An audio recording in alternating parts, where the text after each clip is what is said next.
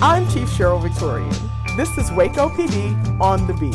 Whether it's crime or just getting to know the Waco Police Department, we're here to talk about things that matter most to you. Hello, and welcome to Waco PD on the beat. I'm Sierra Shipley, the Public Information Officer. And I'm Officer AJ Smith, the Crime Stoppers Coordinator for McLennan County. And we have got Officer Whitney Otting with us today. Hello. She's going to talk about her life as an officer, why she wanted to be one, kind of what drew her here, which I think we'll all figure out at some point. For sure. In the next 5 minutes, we'll figure it out. I'm positive. Hopefully we talk about some more too. She does a lot. She does a lot. Couple other activities to talk about. Yes.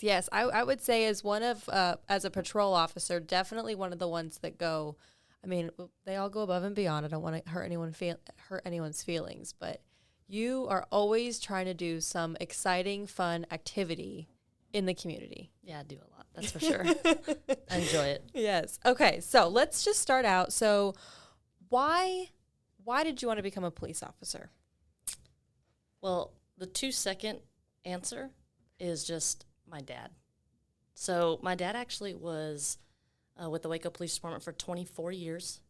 He retired a few years ago, and he's now over at MCC, McLennan Community College, as the chief there. But he was here for 24 years. He started back in 1993 here, so aging him a little bit. Sorry, Dad. That was before I was born. So I grew up in this department. I grew up in Waco PD. I grew up with the men and women here, and I kind of got to see the camaraderie, see the difference that they made, and just see them be leaders and pillars in the community, and I really liked it.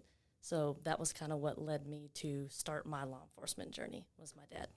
Very cool, very cool. So how long have you been here at Waco PD now? So I've been here a total of 9 years almost. In December, it'll be 9 years. 3 years I was a dispatcher, and then in 2015 I got hired as a police officer. So almost 7 years I've been a police officer. Okay, that's awesome. You started out as a dispatcher. I didn't know that. I did. Is that something you wanted to try first before trying to be a police officer, or did you think you maybe would like that more? No, it was one of those get my foot into the department and kind of get going, start my retirement early, like that kind of move. Smart. Yeah, so Very I smart. kind of started early. But I love the department and I wanted to get involved, and I really enjoyed my time in dispatch, and I really value my time there because I actually learned a lot.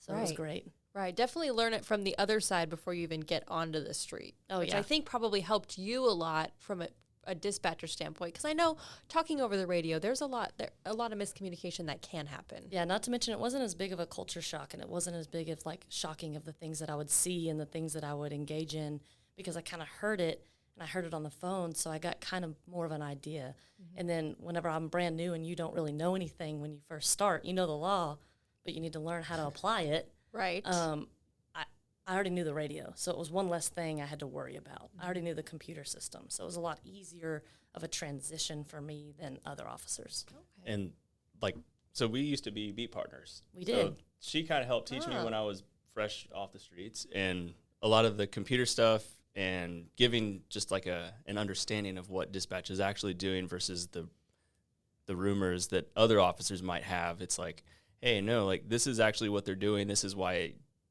X, Y, and Z are having to happen. So to me, that was invaluable to have her kind of explain things, dumb it down to my level so that I understood, okay, dispatch is having to do a lot more than just put me on standby. Standby. She explained, hey, there's 30 things going on, so you're still important, but they've got other priorities going on. So Yeah, if you've ever been up into that room, it's hectic, it's scary. It can be chaos, but it's kind of like an organized chaos. They handle it really well up there. It's really impressive. Yeah. Okay. And because all you hear on the radio is standby, and it's very calm, and it's not like everything's on fire, you're like, you said that so calm, why are you telling me to stand by? And you hear all the phones ringing in the background, so you know it's going crazy up there. Yeah, see, I tuned that out. You're like, tell me what to do. So did you become a dispatcher before you were 21? Yeah, I was 18. Okay, so you couldn't have been a police officer, so that's perfect for somebody that, knew what they wanted to do. They just get into it early. Yeah, and right whenever I turned 21 was whenever I got hired. Okay. And I started the academy, I think, a month after I turned 21. Okay. So it was really quick. Very good. And is that kind of because of your dad? You just knew? I mean, just being here, you're like, this is what I'm going to do. Yeah, I just knew. Because, like, whenever I was little, I wanted to be like most kids. I wanted to be like a vet, and I wanted to be like a teacher. Yes. And then whenever I started really understanding, I was like, no, my dad's really cool. That's really cool. I'm going to be cool like my dad. I'm going to be cool like him. So I like that. That's good. So what would you say we're going to talk about? I want to, like, hold off on the Special Olympics stuff for now. okay. But besides that, which we'll get into, what's your favorite part about being a police officer? You know, it's kind of a hard question because it's a broad topic because I love almost everything about my job. However, there is just something about, we always say that nobody calls 911 to just say, hey, to the police. Nobody calls to just be like, how's your day going? I'm having a great day. Right. They're calling because they need someone. They need help, and they need professionals to come in and help the situation. And something about that, being the person that someone needs most in that moment, is very rewarding to me. And getting to help my community and leave it a better place than whenever I started is just something that I really love. Right, right. So your dad being at Waco PD, you were born in Waco then? I was born in Waco, raised half in Waco, half in Gatesville. Okay. Because my parents are divorced, so I lived half and half. But really just kind of took Waco in as my community. Even though I was raised kind of somewhere else for the most part, something about Waco drew me in. The community was great. This department's great. So I made roots here in Waco. Yeah. I mean, I got to say, our community is definitely, It's amazing. they're awesome people. Yeah, for sure.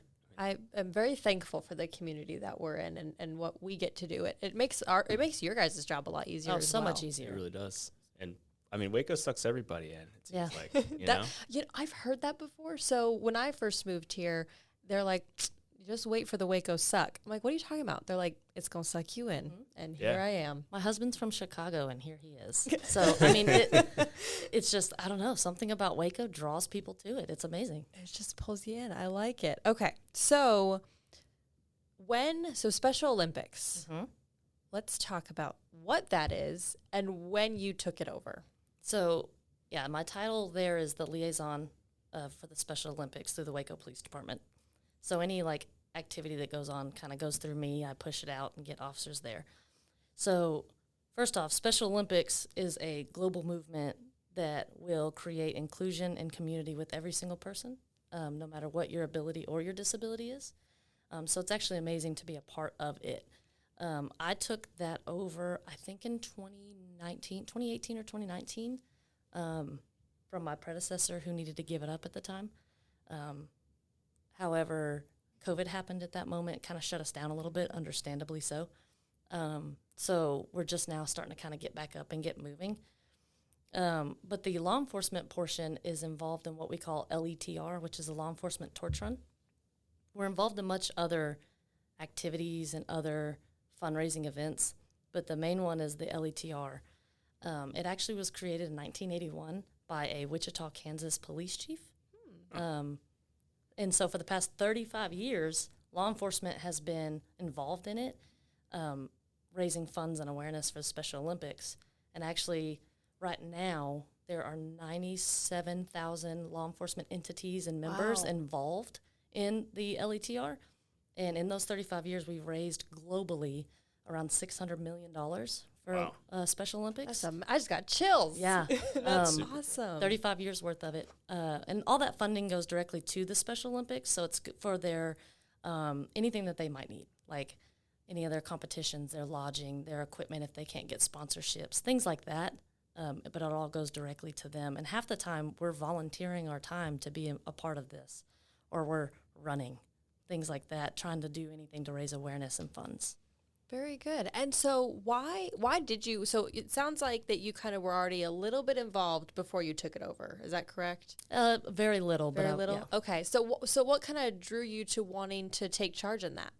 There was one pivotal moment that happened, and it's kind of cheesy, but I used to be like really out of shape, and I was a horrible runner and things like that.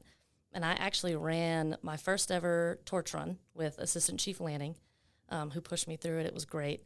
But we carried the torch, the lit torch. We ran with it, and we passed it on in between runners as we ran.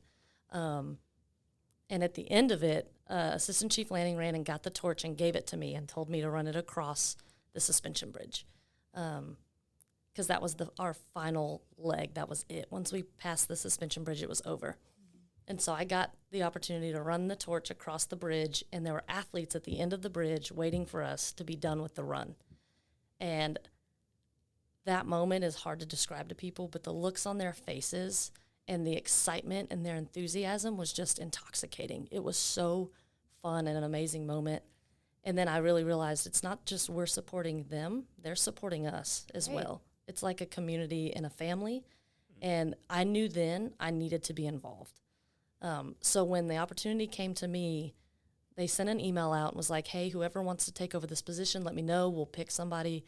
I don't think I've ever responded to an email as fast. I think my fingers were on fire trying to tell them, I want this position, please give it to me. And then I took it from there. So it was mainly just one big pivotal moment of I need to do this. The Waco Police Department Crime-Free Housing Program is designed to build a partnership between police and owners or managers of rental properties to keep drugs and other illegal activity off property.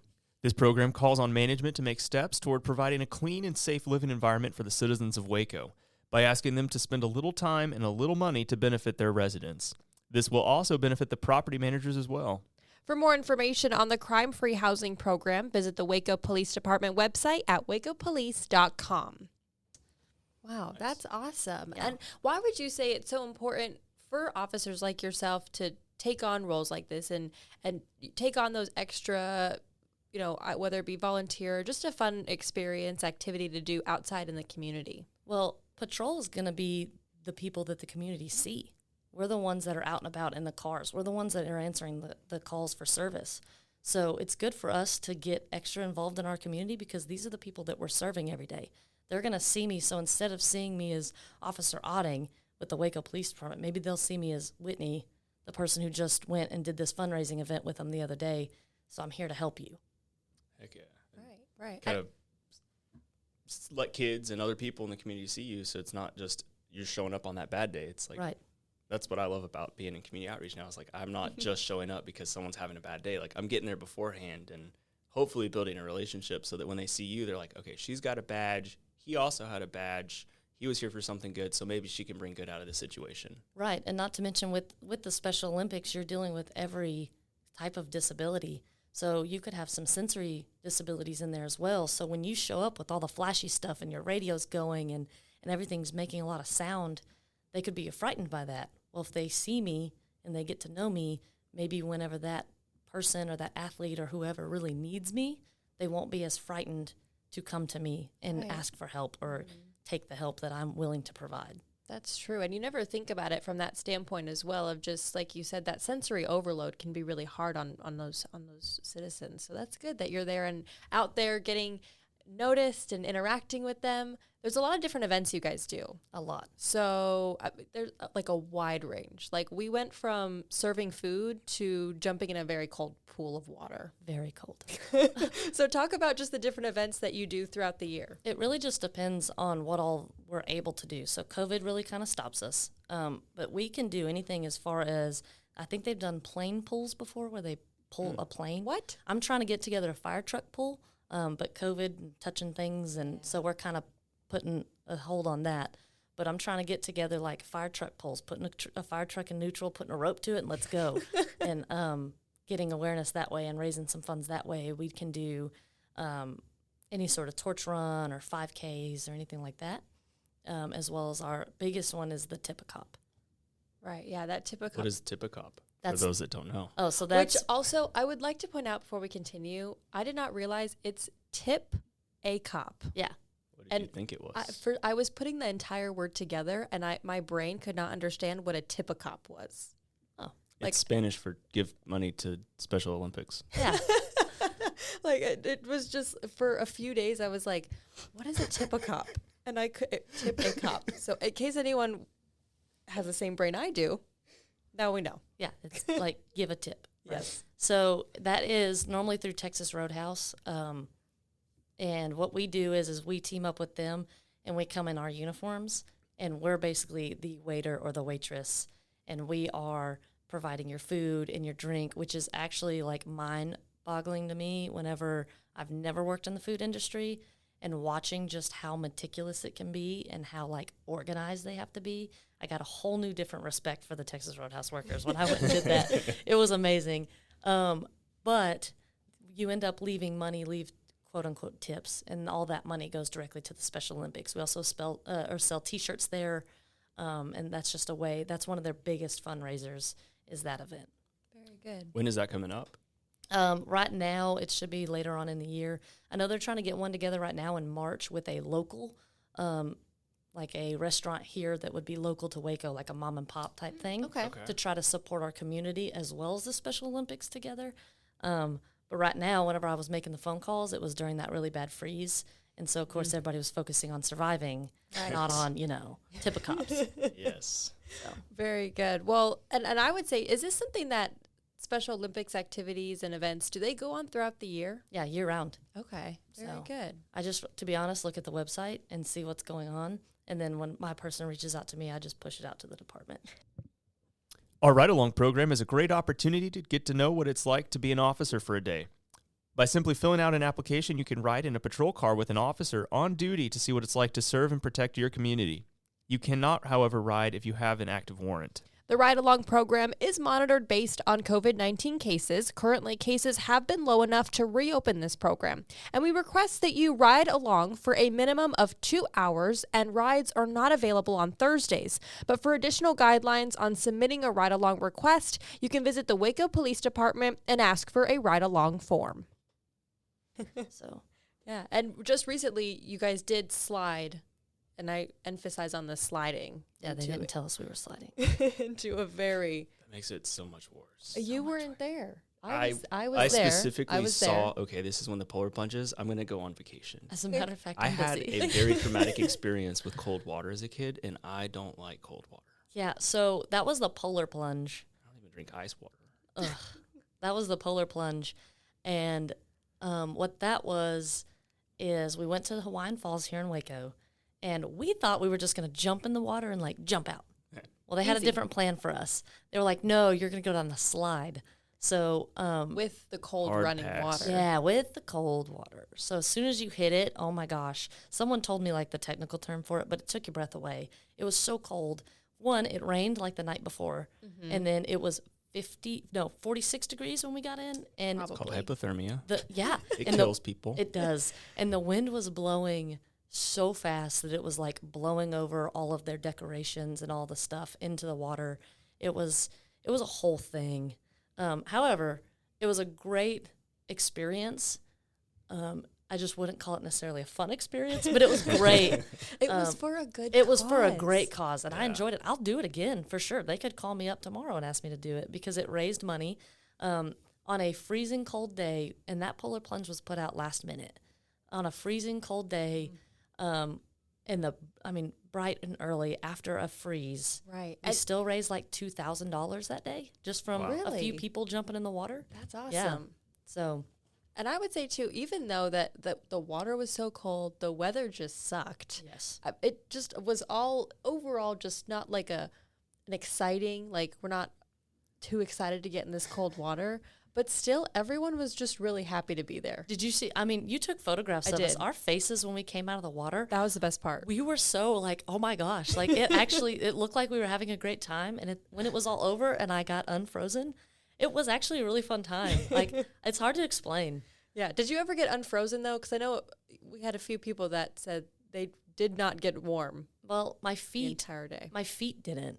But I had to go work after that. So Oh. I had to go get back out in it. But everything else was fine. My tootsies got cold. Everything else was great. So Oh, my goodness. So why is this so? Okay, remind me again the year that you took this over. I think 2019. 19? Okay, so now we're in 2022. Mm-hmm. What is that? 2, 3, 2 to 3, depending on when. Yeah, it's about 3 years. About 3 years. Bad at math. You're fine. What has been the best experience so far besides the torch when we talked about the suspension bridge? Right. Since you've taken it over, what's been your favorite experience? I really liked Tip a Cop, but there's something. We did a tennis competition where we went out there, and we got to be a part of their tennis competition. And there's just something about actually getting out there and getting active and physical and doing stuff. We didn't play with them, but we ran back and forth with them and cheered them on and caught their tennis balls and stuff like that. It's something about that. That was by far probably my most favorite event.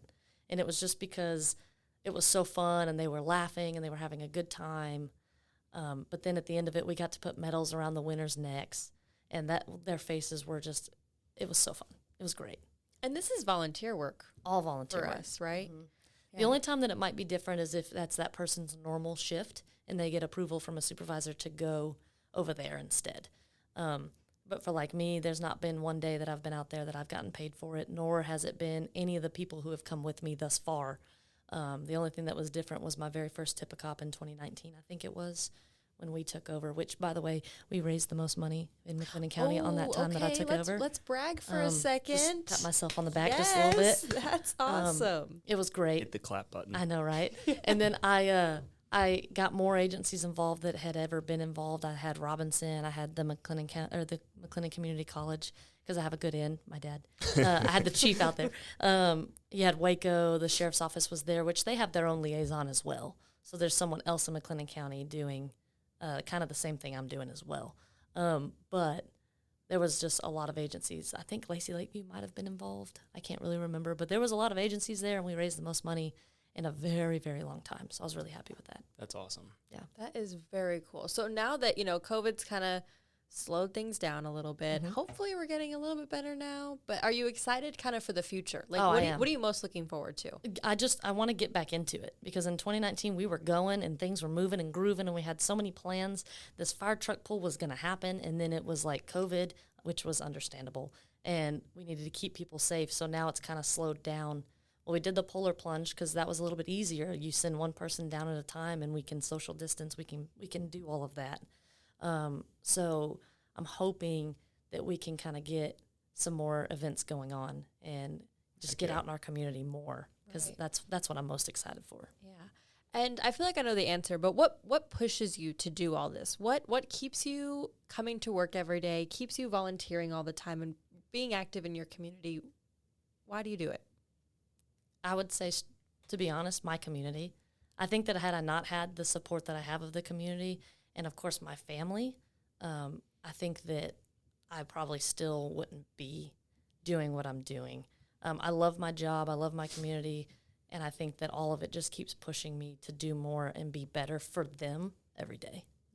Yeah. And I think that goes with, like you said, the support from your family too, and even the support from the community. Mm-hmm. And how important is that support from an officer's viewpoint? Oh, it's everything. So, because we go to some bad stuff, and AJ, you can testify for it. We go to some stuff that really is just, it's hard. And our bodies and our brains are not meant to see and do the things that we see and do.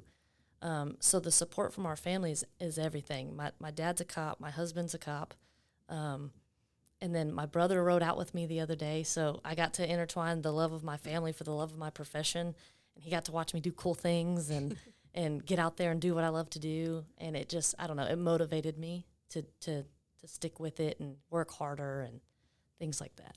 Do you hate crime? Do you like money? Then call Crime Stoppers and help us arrest bad guys. By providing information that leads to an arrest or solves a felony case, you can earn up to $2,000. Call 254-753-HELP, which is 4357 for those of you that don't remember the good old days of texting. And additionally, you can now call Star Tips, which is way easier to remember. If you call Star Tips, it'll connect you to somebody in the area, and then when you hang up, it'll send you a text message where you can add additional information as you get it. Help us solve crime and make up to $2,000 in the process. That's right. By sending in a tip, it's completely anonymous, and if it leads to an arrest, you could earn up to $2,000 in a reward. And just to remind you all, tipping ain't snitching. Yeah, that support really is what makes it easy. Yeah. Having the community be so supportive of us and encouraging us daily, like I'm sure it still happens, but when I was on patrol every day, somebody, if not multiple people, would thank me for what I'm doing. I'm like, I'm just here. Like, thank you, Thank you for supporting us, because you make it a lot easier to do this. Right. Yeah. I think that sometimes, and I mean, you guys can speak to this. I'm not an officer, but just being here for the amount of time that I have been, you guys don't do this job for the thank yous and for the praise. No, No, I it makes it truly awkward, I truly, uncomfortable. yeah. I don't know how to say, like what do you say when someone says You're thank you? welcome. I don't I'm like, know. Yeah, you're welcome. Just makes Yeah, it seem like it's gonna be an awkward conversation. Like I'm very thankful, and you're welcome just doesn't seem to express that gratuity. It's weird. We do it because I still truly believe this job is a calling. I don't believe this job is for everyone. Yeah. I don't think you can be taught to do this job. I think that it's a calling, and your heart and your soul are meant to do it. And when you thank me for doing what I feel like I should be doing, it's kind of confused. It's like, hey, thanks for breathing. You're doing great. Your body just does Yeah. it. Like it's just a thing. So we do it. So it's hard when they thank me. I mean, it's very rewarding and very fulfilling, but it is an awkward conversation if I don't know what to say back to it. I made a traffic stop the other day, and someone rolled down the window and was like, "Thank you, Waco PD's awesome," and they just kept going. And I was like, "That was amazing." I've never Like, heard that. I've had people yell at me, but it's never that nice. yeah, it was really right. Yeah. But it was really fun. It was just great. I don't know. Yeah. I think that is really, really cool. Now, we do have our civil service test coming up shortly. We do. Anything, let me think about what you would say to those people who might be going to start this process soon. What would you say to them, or even someone who might want to be an officer? I think that if you have the heart and soul for it, you have the attitude for it, and you have the mindset for it, then do it. If you have any questions or any doubts, the Waco Police Department is amazing about doing ride-outs. They're amazing about, we have a personnel unit who will talk to you and explain to you the ins and outs, and they will probably take away any of that doubt, and you will be for sure of whether or not you want to do it or not. But I would say if it's something that your heart and soul feels like you should do, then do it. And I'll be out at the civil service testing because 9 times out of 10 I'm there. And I'm always at the front of the line, and I'm the one that calls the names out and puts them in the car. So I'll be there. And people can talk to me, and I normally answer a lot of questions while I'm there. Right. And I will say, as someone who is not a sworn officer, I did the agility part of the civil service test last time. And if I can do it, anyone can, honestly. Yeah. I mean, because that was tough. Yeah, a lot of people are concerned about the agility portion, and it's really not that bad. The only thing that people are worried about is the wall, the 6 foot or That whatever was it the is. easiest part. Yeah, well, because it's chain link, so we just tell them, get your toes into it and climb up it if you have to. You don't have to jump it. Yeah. I can't tell you, I don't really jump fences out here. I kind of hop over them and roll over them. I was about to say the 1 or 2 times I've actually tried to hop a fence, it just broke and I just went through it. Yeah. So like, I can't say that I've ever hopped a fence in a job capacity. No. And normally most of them aren't that tall, so they're normal chain link, and you just kind of like put yourself over it real quick. Yeah, and if the agility test is your hesitation in filling out an application, like start talking to our recruiting people now, because we've got Run with a Cop, or it's a really catchy name. I think it's Run with a Cop. And basically, like for 2 or 3 Saturdays, you come, you run through that, and we give you pointers. And I mean, we want you to succeed. If this is really what you feel called to do, we're not going to try to scare you away from it. We want to help you. We want to have you succeed. Yeah, and if you've never been to the civil service thing yet, because I know that you haven't been here like as many like hirings and all that. If you haven't been, I would like highly recommend going, because watching them run and watching the officers on the sideline yelling and cheering at them is like really good. It's like really big camaraderie, because we want them to be here. Right. Yeah. We need people. Yeah, We do. And absolutely, we need good people. We need good people, dedicated people. So if that's you, then come on over. put your application in, and you could hang out with us. You could. Yeah. How much fun is that? You can do Special Olympics things. Yes. It's great. You can get in the water for me. Yeah. Listen, although I'll supervise. it might not. Hey, I watched them, and even though, like I said, it looked really miserable, I said I was going to do it next year. You did. I said I was going to do it. My end goal, don't tell anybody, is to get the chief to do it, because the chief was like, "What day? I'm busy." So I'm like, I'm with hoping- AJ that day. Yeah, I'm with AJ. We're out doing something that's not that. So I've got her to commit to show up next year. Okay. And I believe her, because if she says she's going to do it, she's going to do it. She will. So, but she won't tell me she's getting in the water, because I don't think she wants to do it. So my end game here is to get the chief in the water. All right. Okay. Maybe I can get her to owe me enough favors. Probably not. It's the chief. It's the chief. But maybe I can get it. Maybe if we just get her there, she's going to watch how much fun we're having. And then she's going to leave. And then she's going to be like, great. I'm good. No, I think that'll get her in the water. Well, the assistant chief jumped in. That's so we had an true. assistant chief get Like, in. all I had to do Her was... designee. Yes, all I had to do was show up. And I was like, man, that looks fun. It was fun. I mean, I would be freezing, but that looks fun. Yeah. Still wanted to jump in after that. We came running out of that water, though. Oh, yeah. The pictures were just great. Yeah. I looked like I was having a great time. You did. You had the biggest smile. It was really cold. It did look Smile. like the pictures made me wish I was there, but still, like, cold water made me glad I wasn't. Oh, yeah. But maybe Definitely. if someone is listening to this podcast and someone will donate $5,000, I will do it. Ooh. Let's do Two it. Special Olympics. Two If Special you Olympics, donate of course. $5,000 to Special Olympics, I will go against every instinct in my body and get in the water. Fight or flight definitely right. set in. Like, Yeah, someone's I'm going to sure. have to make sure there's like 20 lifeguards on standby because I'm going to forget how to swim He's again. just gonna like plank. How Just to sink, swim. Yeah. sink to the bottom. Don't tell my old swim coach, but I forgot how to swim. Oh my gosh. No. I'm telling you, just go. If you just go and watch, you're gonna want to do it. Yeah, I'm telling That's what happened to me. No. If someone donates to Special Olympics, I will do it. All right. you. can also sign up and people can donate, like, for you to get in the water. So you can put your name on it, Ooh. and then they put money into you as an individual of getting in the water. I So will maybe we absolute- could get the chief in the That's how water. we get the chief in the water. No one told you. Chief, if you're listening, Don't listen. don't listen. We'll get you in the water one day. One Yeah. day. Oh my goodness. Well, thank you, Whitney, for joining us on Waco PD on the Beat. Anything else that you'd like to say or talk about, or? Not particularly.